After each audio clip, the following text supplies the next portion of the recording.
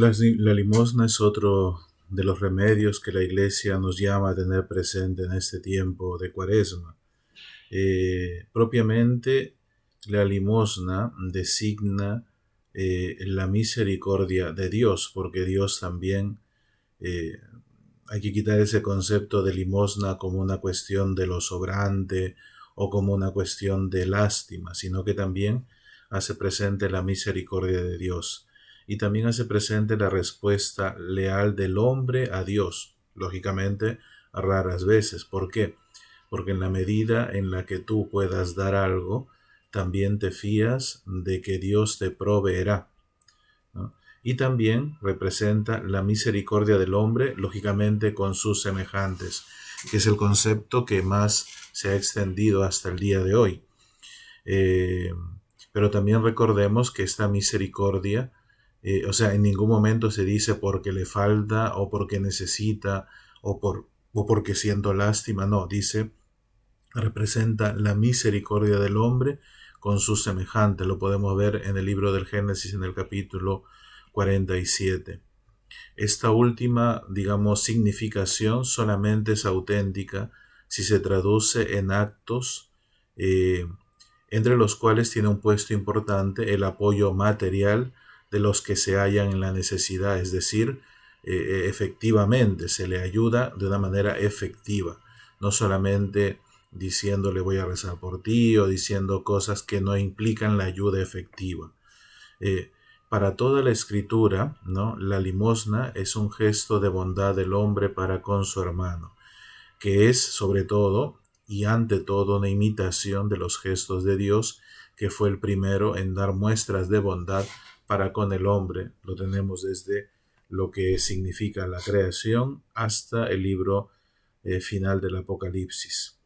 Eh, para el pueblo de Israel y para la antigua religión bíblica también era importante este aspecto de la limosna como un deber.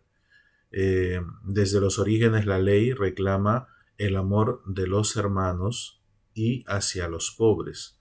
Entonces, la limosna tenía ciertos aspectos que los podemos ver en los primeros libros de la Escritura, cuando se habla de dejar parte de las cosechas para que alguno pueda recogerlas, algún pobre, cuando esto rebuscar después de la vendimia, sobre todo lo dice en el Levítico. El diezmo también, que algunos habrán escuchado, ¿no? Que ya desde el pueblo de Israel se habla de dejar el diezmo, ¿no? Es para los pobres, sobre todo aquellos que no poseen una tierra propia, sobre todo estaba en relación a los levitas, los extranjeros, los huérfanos, las viudas. El pobre existe porque es una realidad que el pobre está y hay que responder a esta llamada del pobre con generosidad y delicadeza, ¿no? Esta limosna por eso ya no es solamente una cosa de filantropía, sino es un gesto religioso. Más aún este gesto adquiere un valor grande en el hecho de alcanzar a Dios mismo y crear un derecho, podríamos decir, a su retribución. En la medida en la que yo doy y me fío del Señor, entonces Dios ve la intención del corazón del hombre y te provee, pero no para, digamos, hacer un negocio, sino también para que se siga manteniendo en ti este don de la caridad. Equivale, podemos decir, o lo dice mejor dicho el libro del Eclesiástico, a un sacrificio ofrecido a Dios. El hombre, al privarse de un bien, se constituye propiamente un tesoro. Bienaventurado el que da al pobre y al débil, dirá el Salmo 41.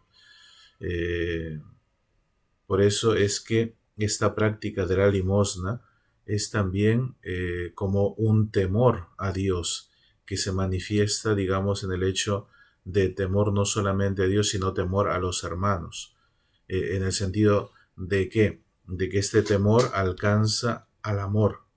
O sea, no es que doy por temor o porque debo dar, sino porque este temor de Dios, en el sentido de que Dios me da todas las cosas, también se puede reflejar en este amor a los hermanos.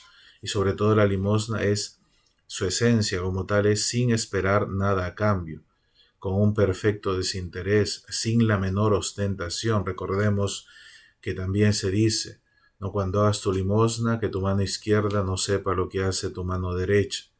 Eh, es por ello que este deber de la limosna debe ser tan radical que haya su sentido en la fe en Cristo. Alguien que no tiene fe en Cristo desprecia al pobre, ¿no?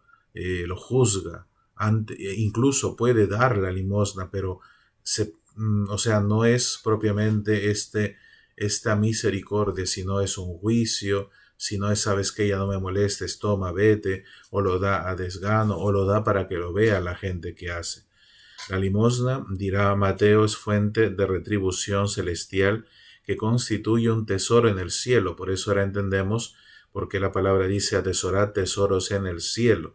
Y uno dice, ¿cómo puedo yo atesorar si no estoy en el cielo? No sé cómo llegar a él. Pues justamente los pobres es el banco del cielo, ¿no? Alcanzamos a Cristo en persona en el hermano.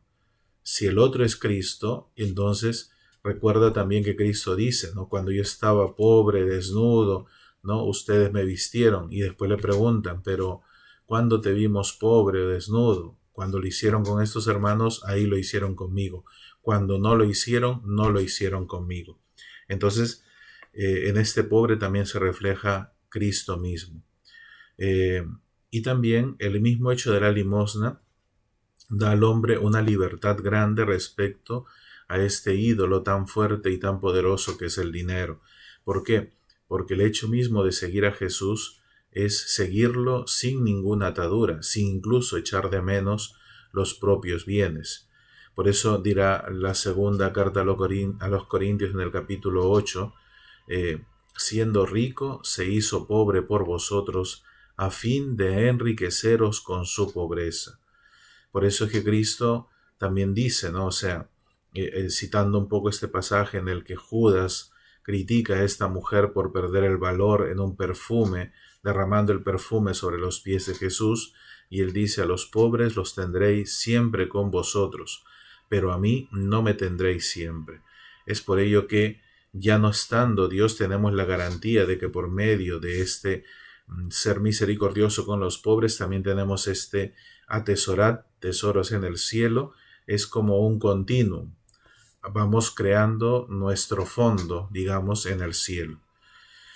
Por eso es que esto también es un socorro a aquel hermano que está necesitado, ¿no? ¿Para qué? Para poder alcanzar al esposo que ya no está con nosotros.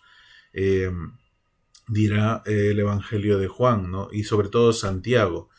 ¿Cómo es posible que more la caridad de Dios en el que cierra sus entrañas ante su hermano necesitado? Es una palabra muy fuerte porque detrás de la limosna está también el significado de la unión con el otro, del servicio para con el otro y sobre todo el dar pero con alegría. Dios ama al que da con alegría. Por eso es importantísima la limosna ese tiempo, porque no es que nosotros ayudemos al otro, la limosna nos ayuda a nosotros. ¿A qué? A participar de todos estos aspectos que hemos querido resumir un poco en este video.